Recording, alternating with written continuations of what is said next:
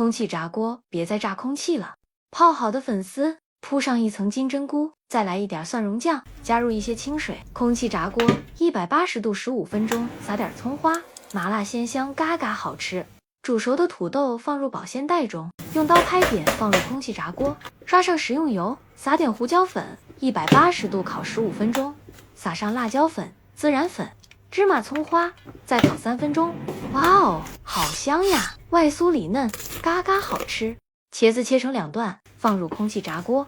刷上食用油，200度烤20分钟，用刀子从中间切开，铺上满满的蒜蓉酱，180度再烤6分钟，蒜香扑鼻，香辣入味的烤茄子就做好了。去皮的土豆切成条，水开放土豆条，1勺盐，煮2到3分钟，捞出沥干水分，加入盐、胡椒粉和食用油搅拌均匀，放入空气炸锅，200度20分钟，薯条就炸好了，蘸点番茄酱，嘎嘎好吃。手抓饼用杯子压出圆形，放入一个汤圆，包好揉搓成一个圆球，摆入空气炸锅，刷上鸡蛋液，点上白芝麻，180度烤12分钟，芝麻流心，外酥里嫩，嘎嘎好吃。